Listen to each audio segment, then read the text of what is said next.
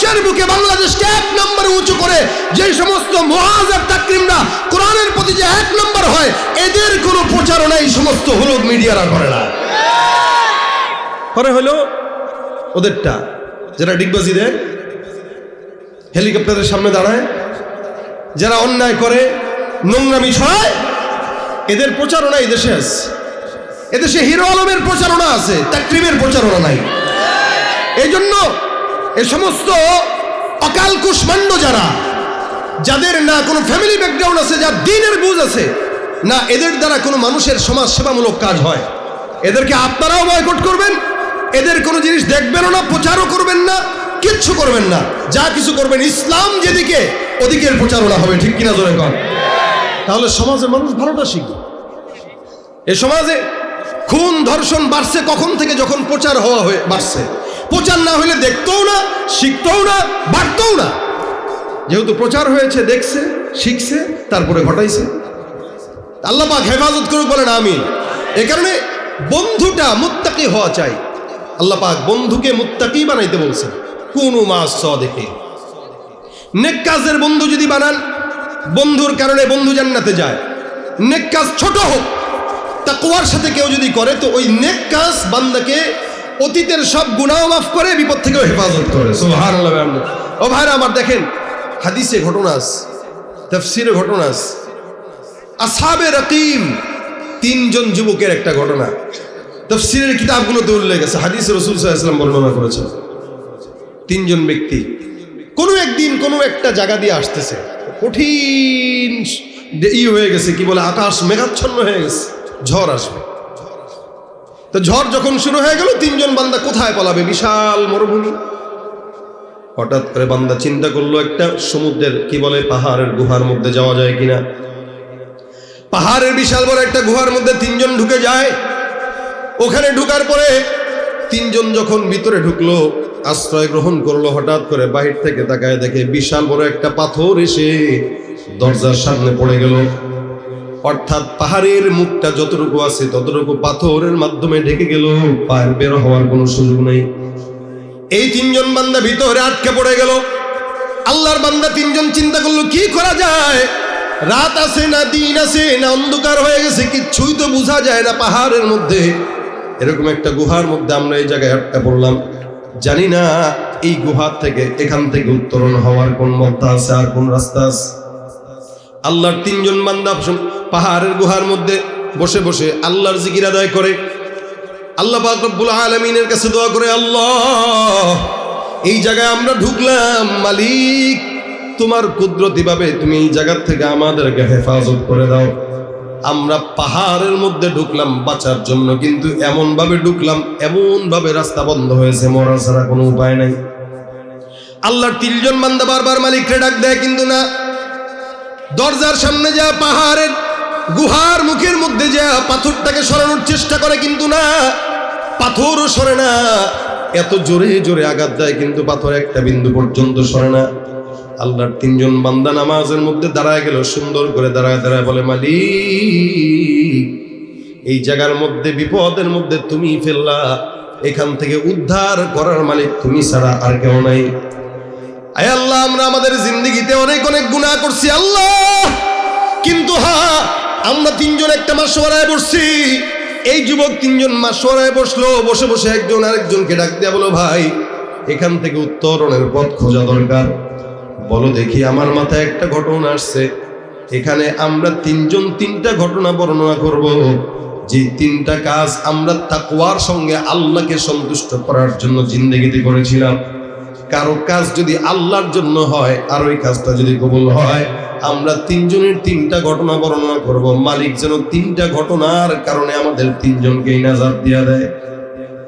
রাসূল করিম সাল্লাল্লাহু আলাইহি ওয়াসাল্লাম বলেন, কখনো কখনো বান্দা নেক কাজের কারণে আল্লাহ পাক তাকে উদ্ধার করে দেয়, দুনিয়াতে উদ্ধার করে, আখিরাতে উদ্ধার করে দেয়। এই কারণে আল্লাহ বলেন, আলা ইন্না আউলিয়া আল্লাহ লা খাউফুন আলাইহিম ওয়ালা হুম ইয়াহজানুন। বলেন তো, সারা জমিনের মধ্যে, আসমানের নিচে, জমিনের উপরে আল্লাহ ছাড়া অন্য কোনো বন্ধু আছে? সবচাইতে বড় বন্ধু কে? যতই বন্ধু বানান, 16-17 বছর পর্যন্ত বন্ধু বানায় দেখছেন মুসলমান, পলায় যাওয়ার সময় নিয়েও যায় নাই, বলেও যায় নাই, সঙ্গেও নেয় নাই, ঠিক কিনা? তা লাভ হইল কি? এই জন্য আল্লাহকে বন্ধু বানান, বিপদের মধ্যে লাগবে কাজে। 3 জন বান্দা একসঙ্গে হয়ে বলতেছে, ভাই আমি আমার জিন্দগির সর্বপ্রথম ঘটনা বর্ণনা করব, তোমাদের যদি পছন্দ হয় তোমরা আল্লাহর কাছে বলবো আমার ঘটনাকে উদ্দেশ্য করে। এই ঘটনার বিনিময়ে আল্লাহ যেন আমাদেরকে এখান থেকে হেফাজত করে। এবার যুবকটা বর্ণনা করা শুরু করে দিল।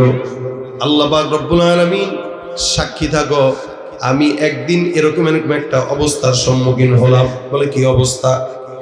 বলে আল্লাহ পাক রব্বুল আলামিন আমাকে অনেক সম্পদের মালিক বানিয়েছিল। সম্পদগুলোর কারণে আমার অনেক কৃষক ছিল, মজুর ছিল, যারা আমার কাছে কাজ করত, কাজের জন্য যারা আবার বেতনও পাইত। সকাল থেকে রাত পর্যন্ত কাজ করবে, এই কাজের বিনিময়ে এক একজন 10 দিরহাম করে বেতন পেত। সবাইকে একদিন মাস শেষে বেতন দিয়ে দিলাম। হঠাৎ করে একজন লোক আসছে, এ আমাকে ডাক দেয়া বলে, যুবক বিপদের মধ্যে পড়ছি, তুমি আমাকে বেতনটা 5 দিরহাম বাড়ায় দাও। আমি তাকে 5 দিরহাম বাড়ায় দেই নাই বলে রাগ করে সে 10 দিরহাম বেতন না নিয়ে আবার চলে গেল। বেতন 10 দিরহাম, কথা ছিল 10 দিরহাম দেব, 10টাই দিছি, কিন্তু সে নেয় না, বেশি দেওয়া লাগবে দাবি করে। এই লোকটা যখন বেশি দাবি করলো, আমি দিলাম না, লোকটা এখান থেকে চলে গেল। আমি চিন্তা করলাম, লোকটা যেহেতু আমার কাছে 10 দিরহাম পাওনা আছে, 10 দিরহাম নিজে খরচ করার দরকার নাই, এই 10 দিরহামটা সুন্দর করে কাজে লাগায় দেই। ওই 10টা দিরহাম নিয়ে আমি সুন্দর করে রেখে দিলাম, তার নামে রেখে দিলাম, আর বললাম, মালিক ওই 10 দিরহামটা তোমার জন্য আমি রেখে দিলাম। এই বান্দাটা যদি কোনোদিন এখান থেকে আসে, আমি ওই বান্দাকে আবার 10 দিরহামটা দান করে দিব। না চাইলে খরচ করতে পারতাম, কিন্তু করি নাই। 1 দিন 2 দিন 3 দিন, কিছুদিন আগে ওই লোকটা আমার দরবারে হাজির হয়ে গেল। আমি চিনতে পারলাম না, লোকটার দাড়ি পাকা, চুল পাকা। আমাকে ডাক দেয়া বলতেছে, যুবক ভাই তোমার কি মনে পড়ে আমি তোমার কাছে চাকরি করতাম, 10 দিরহাম বেতন পাইতাম, কিন্তু তুমি 10 দিরহাম বেতন দাও নাই। আমি তোমার কাছে বেতন নেওয়ার জন্য আসলাম, দয়া করে আমার বেতনটা ফেরত দাও। বলেন তো, আমাদের দুনিয়ার কোনো মানুষ যদি হতো 14 বছর পরে কেউ যদি বেতন নিতে আসতো, বেতন কি দিত না? এরকম ভালো মানুষ বর্তমান সময়ে নাই বললেই চলে। আল্লাহর বান্দা ডাক দিয়া বলে, তুমি বেতন নেওয়ার জন্য আসছো, বেতন তো আমার কাছে নাই, কিন্তু ওই যে পাহাড়ের চূড়ায় তাকায় দেখো, ওখানে যতগুলো ছাগলের পাল দেখা যায়, এই সমস্ত ছাগলের পালগুলো আমি তোমার জন্য তোমার নামে লিখে দিয়ে দিলাম। পাবে 10 দিরহাম, বিশাল বড় ছাগলের পাল লিখে দিয়ে দিল। মুরব্বী লোকটা ডাক দিয়া বলে, তুমি কি আমার সঙ্গে মজা করো? বলে না। তাহলে আমি পাইলাম 10 দিরহাম, তুমি এতগুলো ছাগলের পাল কেন দাও? যুবক ডাক দিয়ে বলতেছে, বৃদ্ধ তুমি যেদিন আমার থেকে 10 দিরহাম না নিয়ে চলে গেছো, আমি চিন্তা করলাম মালিক নাজাতের জন্য তোমার ভয় অন্তরের মধ্যে রেখে টাকাটা আমি খরচ করলাম না। এই 10টা দিরহাম দিয়ে আমি কিছু ছাগল খরিদ করলাম, করার পরে ছাগলগুলো পাললাম, ওখান থেকে বাচ্চা হলো, সেখানে আবার পাললাম, সেখান থেকেও বাচ্চা হলো। আমি চাইলে আজকে তোমাকে 10 দিরহাম দিয়ে বিদায় করতে পারতাম, পাওনা দিয়ে দিতাম, কিন্তু না, সেদিনের টাকা দিয়ে আমি ছাগল কিনে রাখলাম। তার মানে এই ছাগলের মূলধন যেহেতু তোমার বেতন, আল্লাহর কসম, আল্লাহকে সন্তুষ্ট করার জন্য নাজাতের উসিলায় এই সমস্ত ছাগলের পালগুলো তোমার জন্য তোমার নামে লিখে দিলাম। যুবকটা এই কথা বললো, মুরব্বীটা শুনে ডাক দেয়া বলো, যুবক আমার বৃদ্ধ বয়সে যেই লোকটা আমার সমস্ত বিপদ থেকে আসান করলো, হে মালিক আল্লাহ, এই বান্দাটাকেও বিপদের মুহূর্তে তুমি বান্দাকে হেফাজত করে দিও। আল্লাহ পাক রব্বুল আলামিনের কাছে ঘটনা বর্ণনা করে এবার যুবকটা ওসিলা তালাশ করে বলে, মালিক যেই লোকটা আমার জন্য দোয়া করছে, আর যেই ঘটনাটা আমি তাকওয়া অর্জন করার জন্য তোমার ভয় নিয়ে এই কাজটা করেছিলাম, আল্লাহ তুমি যদি আমার এই ঘটনাকে পছন্দ করে থাকো আর কবুল মঞ্জুর করে থাকো, এই ঘটনার বিনিময়ে আল্লাহ তুমি আমাদেরকে এই গুহা থেকে নাজাত দেওয়ার ব্যবস্থা করে দাও। ঘটনা বর্ণনা করছে, আল্লাহ পাক রব্বুল আলামিনের কাছে বলছে, আল্লাহ এটার উসিলা এটা দাও। তা আল্লাহ পাক রব্বুল আলামিন সাথে সাথে দোয়া কবুল করছেন। যুবক 3 জন তাকায় দেখে পাহাড়ের মুখ থেকে পাথরটা কিঞ্চিত পরিমাণে আল্লাহ পাকের কুদরতে ফাঁকা হয়ে গেছে। সুবহানাল্লাহ, আসতে কইলেন সুবহানাল্লাহ। দেখেন একটা নেক কাজের ঘটনা। এই জন্য যে কোনো কাজ অল্প হোক, আখলিস দীনাক ইয়াকফিকাল আমালুল কলিল, কাজ ছোট হোক, নিয়ত যদি সহি হয় অল্প আমলই নাজাতের জন্য কি হয়, যথেষ্ট। এবার দ্বিতীয় জন যুবক ডাক দিয়া বলতেছো, ভাই আমিও তো এমন একজন যুবক যেই যুবকটা যৌবনকালে শয়তানের ওয়াসওয়াসায় পড়ে এত টাকা পয়সার মালিক ছিলাম, যার কারণে শয়তান বারবার ধোঁকা দিত, আল্লাহকে ভুলে গিয়েছিলাম, একদম নিজের আমোদ প্রমোদে সেই প্রত্যেক ঘন্টা ব্যস্ত ছিলাম। হঠাৎ করে আমার পার্শ্ববর্তী এলাকার একজন বোন আমার কাছে একদিন এসে ডাক দেয়া বলো, যুবক ভাই আমার অনেক এত পরিমাণে অভাবগ্রস্ত হয়ে গেছি, দয়া করে আল্লাহর রাস্তে আমাকে 100 দিরহাম ধার দিবানি। এমন সুন্দর একটা রমণী যখন আমার সামনে আসলো, আমি চিন্তা করলাম শয়তান তো আসছে কাছেই, শয়তান চলে আসছে, এটাকে খালি ধরাটা বাকি। যুবতীটাকে আমি অফার দিয়া বললাম, ঠিক আছে 100 দিরহাম তোমাকে দিব, 100 নয় 1000 দিরহাম দেব, তবে শর্ত হইলো একটা রাত আমার সঙ্গে তুমি কাটাবা, কারণ তোমাকে আমি দিল থেকে মহব্বত করি, একটা রাতের জন্য যাই। আমার যেহেতু সম্পদ ছিল, আমার সম্পদের অভাব নাই, যার কারণে এক এক দিন এক একটা নারী নিয়ে আমি ঘুরি। এই মেয়েটা যখন আমার কাছে আসছে, মেয়েটাকে আমি অফার দিলাম, মেয়েটাও রাজি হয়ে গেল। আমি চিন্তা করলাম, হ্যাঁ এতদিন পর মনে হয় আমার মনের বাসনা পূরণ হবে। পরের দিন রাত্রিবেলা মেয়ে আমার ঘরের মধ্যে হাজির। যখন মেয়েটা আসলো, মেয়েটাকে আমি ঘরের মধ্যে নিলাম, দরজা বন্ধ করলাম, জানালাও বন্ধ হয়ে গেল। এ যুবক ভাই খুব দিল থেকে চিন্তা করেন, গুনাহ তো আমারও হয় আপনারও হয়, কিন্তু কোন জায়গাটা থেকে ফেরত আসলে আল্লাহ পাক রব্বুল আলামিন মাফ করে দেয়, কোনটা যেন বান্দার নাজাতের উসিলা হয়, এই ঘটনার থেকে চমৎকার ভাবে আপনি আমি বুঝতে পারবো। যুবকটা যখন মেয়েটাকে ঘরের মধ্যে নিয়ে শোয়ায়, দরজাও বন্ধ করে, জানালাও বন্ধ করে, আল্লাহ পাক রব্বুল আলামিনের ভয় যুবকের ঘরের মধ্যে অন্তরের মধ্যেও নাই। এদিক দিয়ে নারীটাকে বিছানার মধ্যে শোয়ায় দেয়। নারীটা হঠাৎ করে তাকায় দেখে, যুবকটা তাকায় দেখে মেয়েটা কান্নাকাটির আওয়াজ। যুবক ডাক দিয়ে বলে, যুবতী কেন কান্না করো? এখানে দুনিয়ার কোনো মানুষ দেখার নাই, দরজা বন্ধ, জানালাও বন্ধ। যুবতী ডাক দিয়া বলে, যুবক ভাই জানালাও বন্ধ যদিও হয়, যদিও দরজা বন্ধ হয়, কিন্তু আসমানের মালিকের চক্ষু কিন্তু কোনোদিন বন্ধ না। আমার আল্লাহ ডাক দেয়া বলে, আল্লাহু লা ইলাহা ইল্লা হুয়াল হাইয়ুল কাইয়্যুম লা তাখুযুহু সিনাতুন ওয়ালা নাওম। আল্লাহ পাক রব্বুল আলামিন এমন একজন কুদরতুল মালিক যে আল্লাহ পাক রব্বুল আলামিন বান্দার সব কিছু দেখে।